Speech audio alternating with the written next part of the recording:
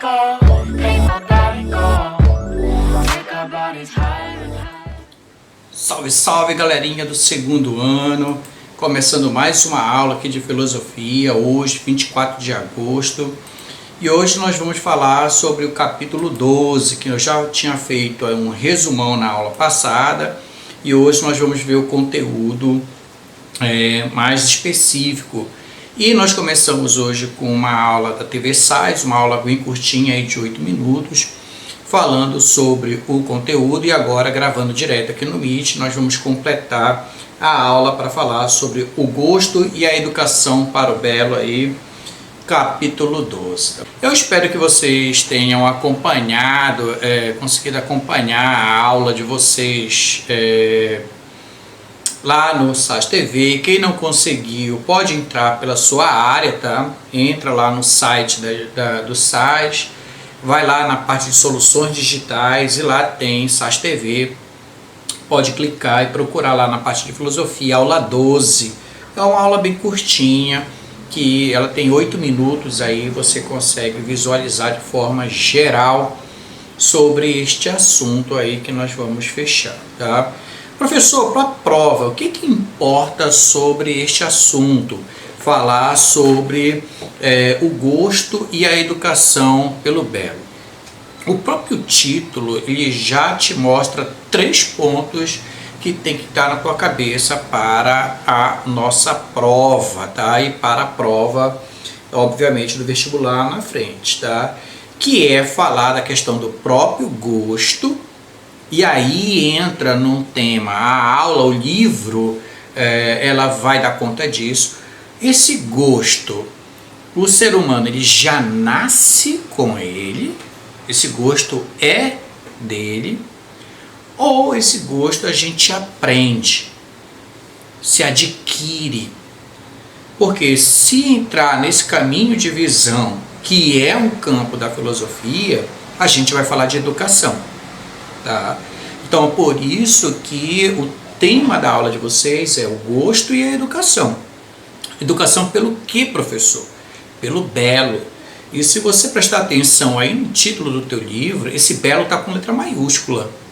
E por que o belo ele aparece com letra maiúscula? Porque ele é um tema que o Platão vai discutir. Tanto é que o livro de vocês ele vai dar boa ênfase às 3 visões de Platão para se pensar o belo.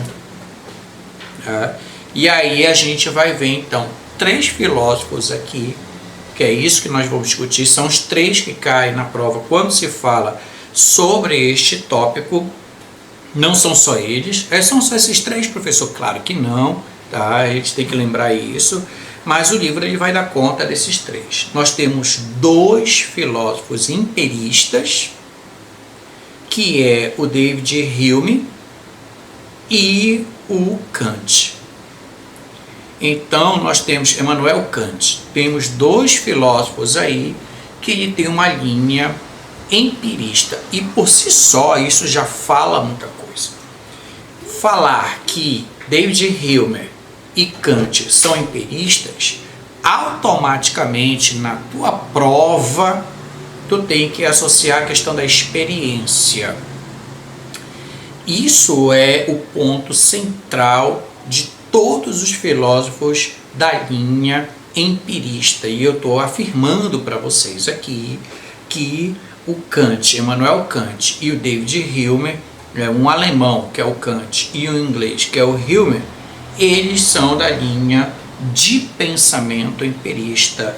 Você só consegue aprender algo, você só consegue evoluir a partir da experiência. E mais, um ponto muito importante, cuidado com isso, é o pulo do gato na tua prova. Essa experiência também pode ser de grupos antes de mim. Então, é o acúmulo de experiências passadas. Alguém pode me ensinar a gostar ou aprender algo a partir da experiência que alguém teve, que não necessariamente eu tive. Isso acontece na sociedade para eles, tanto para Hume quanto para Kant. Eles pensam dessa forma, que é o que a gente aprende. Por exemplo, quem é que te ensina que tu não tem que meter o dedo na tomada? É o teu pai. O teu pai já adquiriu essa experiência, a tua mãe que vai te ensinar isso, porque tua mãe já adquiriu essa experiência. Tu pode aprender por conta própria, tu pode ter a experiência, sim, se tu for uma criança teimosa, como normalmente somos, porque também nós somos seres curiosos, tu vai meter o teu dedo na tomada, tu vai levar o choque. Tu não entende que é um choque, o teu pai sabe, a tua mãe sabe, ele vai falar, não mete o dedo na tomada que tu vai levar o choque. Se tu nunca meteu o dedo na tomada, tu não sabe o que é choque. Então, a experiência do teu pai, a experiência da tua mãe, é tão automático isso para eles que eles vão dizer isso. Não põe o dedo que vai levar choque. Por que a criança vai e coloca o dedo? Na maioria das vezes, porque a criança não sabe o que é um choque. O pai e a mãe estão tentando compartilhar uma experiência, já está dizendo, olha, não vai, tu vai te dar mal. Tem criança que é obediente aos pais, não coloca, mas fica curioso, mas não coloca. Outro não, diz, eu não sei o que é choque, né? Não sei. Vai que choque é um negócio bacana, né? Vou lá experimentar. Toma, te mete o dedo na tomada, mete um grampo que achou, né? O cabelo da mãe, pega um choque. E aí ainda briga com o pai, porque você não me disse, né, que doía. Você não me disse que o choque era isso. Só me disse que ia levar um choque. Eu não disse o que era um choque. Né? Então, a experiência para David Hume e a experiência para Kant são fundamentais. Então, o que eu tenho que lembrar para minha prova, professor, em relação, por exemplo, ao David Hume? Tá?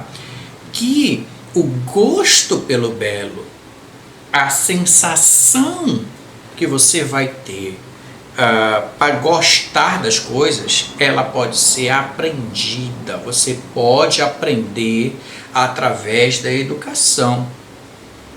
Você pode aprender pelo que lhe apresenta. Você cria um padrão para as coisas. Mas o David Hume, ele vai falar de uma coisa muito importante, que é o seguinte: tu pode aprender, mas só que como um ser humano que você existe a subjetividade. Você pode aprender a gostar de algo, mas eu posso ensinar a um mesmo irmão gostar de algo e ele não gostar, né? Por exemplo, em casa todo mundo foi obediente, todo mundo aprendeu a gostar do melhor do norte, que é o papão, né? Então todo mundo é papão, obviamente. Eles olharam, viram o belo, obviamente entenderam que era o belo, que era o papão, todo mundo virou papão. Uma geração inteira, 3 gerações para trás, tudo papão. Todo mundo sabe o que é belo. Mas pode aparecer um que assim, olha, foi ensinado a ser do papão, pão da curuzu. Mas pode ter um que pode ter um gosto para um outro belo, que é o belo que eu nem vou falar o nome da coisa, né, para não estragar aí, que não é belo para mim, mas de repente pode se tornar belo para ele, né? Então, mesmo ensinando, a pessoa, ela é uma pessoa que pode ter um outro olhar. O Hume vai falar sobre isso. Mas ele vai dizer que como nós somos seres sociais, você pode também ser condicionado a gostar de algo. Ele vai falar sobre isso. Você como condicionado. Então, se te botar na frente de um quadro, de uma obra de arte, por exemplo, o professor usa até esse exemplo lá no vídeo, né? E você acaba mostrando o mesmo estilo de obra de arte, você acaba criando uma padronização. E aquele padrão, ele se torna o sentido de belo para você. Você olha para um quadro, mesmo sendo um quadro diferente, mas você cria um padrão, uma sensação de que você está vendo algo que é diferente, você fica naquele Eu quero ver, mas é algo que te agrada. Se fugir daquele padrão, mesmo sendo do mesmo pintor, do mesmo autor, tu acha estranho. Assim, foi esquisito, né? Não tá legal, porque mudou o padrão, porque você foi condicionado a ter aquela visão de belo. Tá? A mesma coisa vai ser o Kant. Tá? O Kant, ele também vai ser um cara racionalista. O Kant é alguém que fala muito sobre a questão do conhecimento do homem. É muito importante, é muito caro esse tema para o Kant, falar de conhecimento e relacionado à humanidade. E ele vai também falar da questão do gosto pelas coisas, o gosto pelo belo, tá? Exatamente, perfeito aí. De quem que colocou aí, eu nem vi o nome, só Jéssica. Muito bem, Jéssica Isabelle. Tá? É exatamente isso, tá? O Kant, ele vai falar que a beleza é tudo que agrada de uma forma desinteressadamente, né? Por que ele vai falar isso, Jéssica? Porque ele parte de dois princípios para pensar a questão de ver o belo, que é a questão do senso comum e a questão do juízo de valor. O belo, ele pode vir por esses dois caminhos. O que seria o senso comum das coisas? É o que normalmente agrada as pessoas, tá? Mas só que ela pode fugir também do senso comum, que foi o exemplo que eu dei na aula passada, por exemplo, da menina que não gosta de refrigerante. O que é o senso comum? Uma criança gostar de refrigerante. Mas o senso comum ele também pode ser quebrado? Sim, pode ser quebrado. É o que ele está falando, é o senso comum, tá? Quando diz assim, sem a medição do conceito propriamente dito, tá? É quando você está usando a ideia e o princípio do senso comum, e aí entra um outro princípio que ele está falando, que é o juízo de valor. Tá? O juízo de valor é importante para a gente pensar aí, para ver a questão do belo, porque ele também, como um empirista que ele vai acabar dizendo que também o ser humano ele vai ter a mesma linha de raciocínio, obviamente, do Hillman, que há uma subjetividade aí. Tá? Sim, de certa forma ele deixa de criticar a questão do senso comum, porque ele vai dizer que quando você entra no senso comum das coisas, você acaba sendo uma pessoa robotizada, né? Que você não está fazendo o teu próprio valor, né? O teu juízo de valor das coisas, que é o que mais interessa para Kant nesse caso, tá? Quando você entra no senso comum das coisas, que o belo ele funciona assim, né? Você acaba seguindo um padrão das coisas, ele acaba criticando esse tipo de padronização também das coisas, que de certa medida é muito comum da nossa sociedade.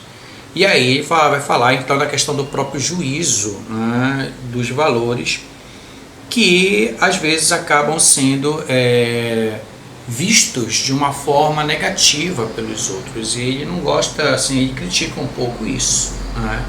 E por que ele critica, professor? O próprio Kant, ele foi um homem assim, muito criticado, o jeito dele incomodava muita gente, porque, não sei se eu já falei para vocês, mas Kant, ele foi um autista, né? Por tudo que, do jeito que ele era, tudo indica que ele era assim uma pessoa autista, e ainda assim ele se tornou um grande pensador.